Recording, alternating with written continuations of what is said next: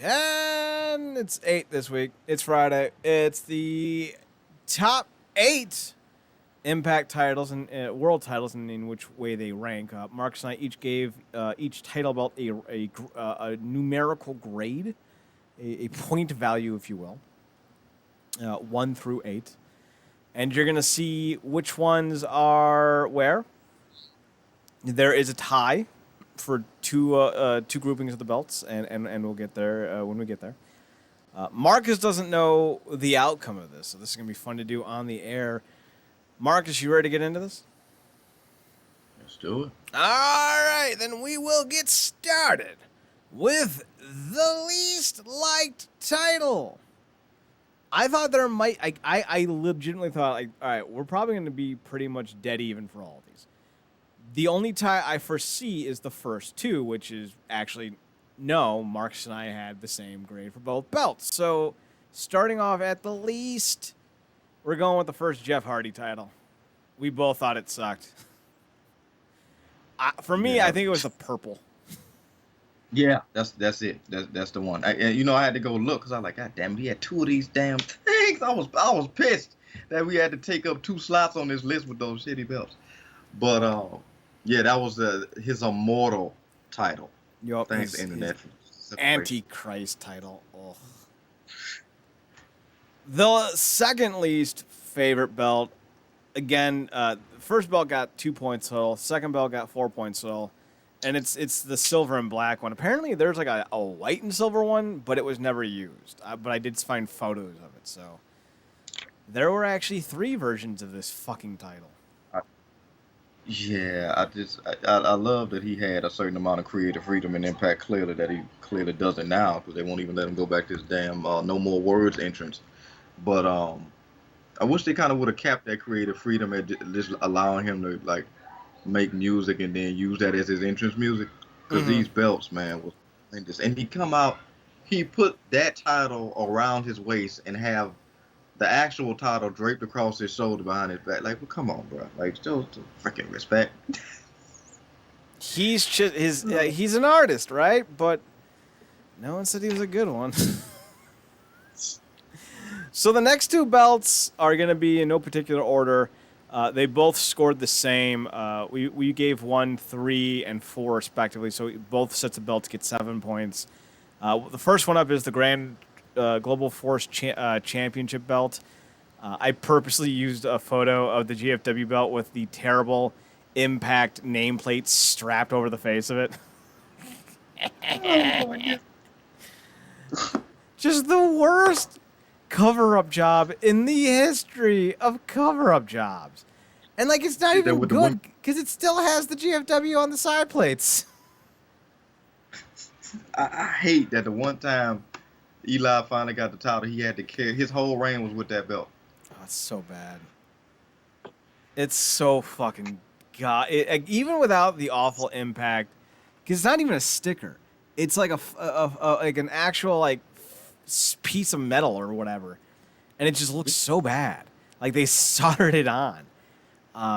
Even without it, it's still not a good belt. I don't know why Jeff Jarrett commissioned that belt. It was not good. And it wasn't even a World Heavyweight Championship. It was a global champion.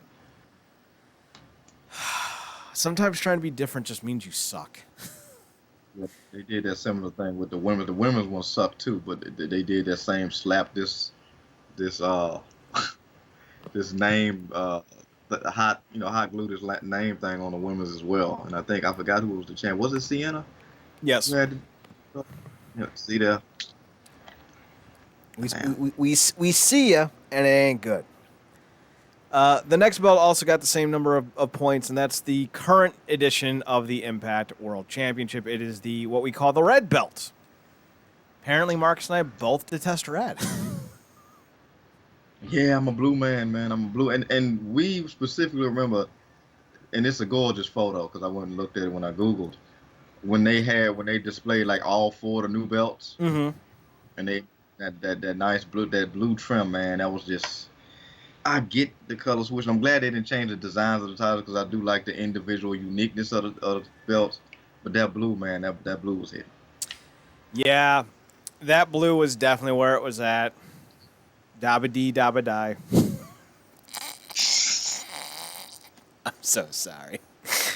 So those were what, we had 8, 7. That was number 5 because they tied. So these would be number 3 because these tied as well. So the first number 3 comes in at the NWA World Championship. Marcus, you and I saw this belt very differently. Why was this belt a little bit further down on your list than mine? Probably because I didn't even at the time when it was like they was using the title, to me it was never definitively TNA's actual title. Mm-hmm.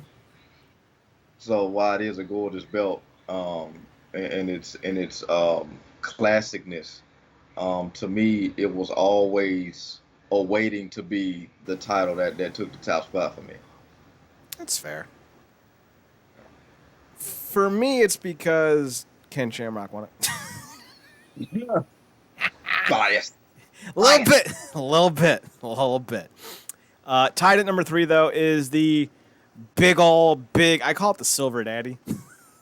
It's just big and gaudy. Oh, I like the design of the faceplate with, like, you know, it's very Regal-esque, and it has like the very I don't know what you'd call that pattern, floral-esque, but the TNA heavyweight champion just drenched in it, and like the one that I have on here is more of just a mock-up.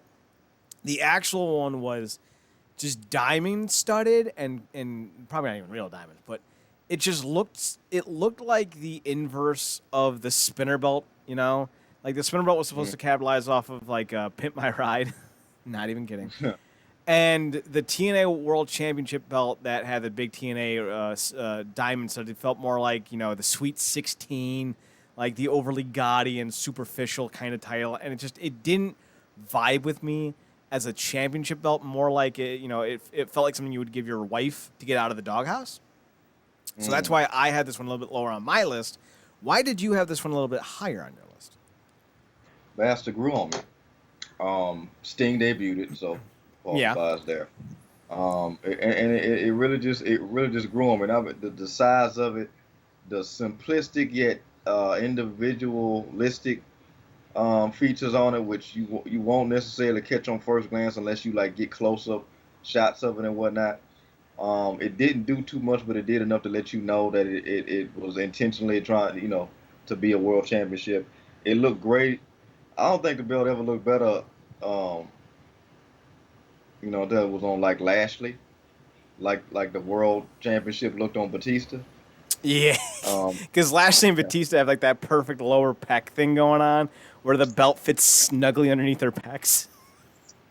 Snugly, and then they got the abs and stuff, so that, they look perfect with guys like him, and perfect for a reign like he had. Like it felt like the big dogs were carrying it. So it grew on me. I got to admit, and now that Moose is rocking a different way, I'm like, damn it, why they not put the white on? Like now he's matching with it, like with outfits. So it's cool to see it around. It's it wasn't as I guess intentionally embellished upon in terms of gaudiness as that Legends title, but to me, I still liked it more. Yeah, we might do a listing of all the other titles. The Legends is so we pretty much agreed on the last two. Well, I guess I forgot to have one on here. The blue belt was supposed to be number 2. I forgot to have an image of it, so it's not here, and I'm not gonna go run and get one. And the first TNA World Championship, the Golden Eagle, that belt's our number 1. Marcus, we both vibed very highly with the blue belt. So I think it's pretty understandable why it was so high. But what for you made the Gold Eagle belt, the first one, besides Kurt Angle winning it, stand out in your mind as being the peak belt? To me, like I said, that was the title that they got when the company definitively kind of just separated from the NWA. Mm-hmm. And like I said, it was just the perfect title. It wasn't doing too much. you know, but it still had, and on the sides, it kind of looked like they took some of the design aspects from the NWA title in terms of having the embellished globes on the side and whatnot. But I mean, it had the perfect it had the TNA logo perfect at the top, the Eagles wings, like perfectly came around to the top to kind of peek over the trim, and it was just, man. It didn't even have a lot of diamonds on it, though, but it was just perfect, you know. So, um, and also like you said, Kurt Angle, and this was the belt that AJ had when he finally became the man. So, you know, Samoa Joe, Sting won it twice. Booker T looked at it. I think Scott Steiner once touched it.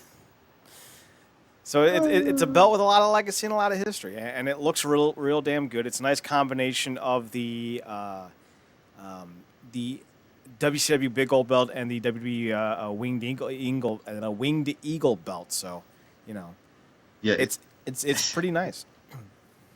It's funny now that we're talking about it. And we know we always make the joke about the company finally being cash flow positive, or I do anyway.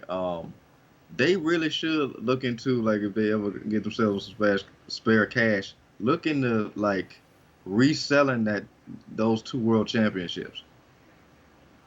The two TNA ones, you mean? Yeah, as like I mean, they obviously they could I mean, they could put their new ones out there, but specifically those two world championships, because they definitely sold out of the big face belt. But that classic TNA First World Championship, I think they could make some major bucks with that. I think they could too. I think they should just bring the belt back, replace the TNA at the top with an Impact logo. Money. Yeah. That's just my opinion, though. So we're done for the week. We'll see you guys on Sunday for another recording. If you show up for that, I don't know. You know, you do you. I'm not your dad. You can find us on the website at realnerdcorp.com, RealNerdCorp.com. We're on Twitter at NerdCorp, and on Instagram at RealNerdCorp. I didn't fuck it up this time. Yeah! We're on... Marcus, you're on Twitter for your personals. God damn it, I jumped the gun. You're on Twitter at ParadoxKid, ParadoxKid. That is me. You can also find him on this other podcast, The True Penny Show, on Twitter at True Penny Show, TruePennyShow. And you can find me on Twitter at Chad Nerdcorp, ChadNerdCorp, and on Instagram at Chad's Photo Huts. Be sure to check out our past podcasts over on the website, RealNerdCorp.com. We covered the season finales of Doom Patrol and Stargirl. They were awesome and or terrible. We also had our Tuesday podcast for wrestling. It went up as well, so check that out. We'll see you guys, I guess, Sunday or Tuesday. I don't know. Marcus, say goodnight. Good night, me.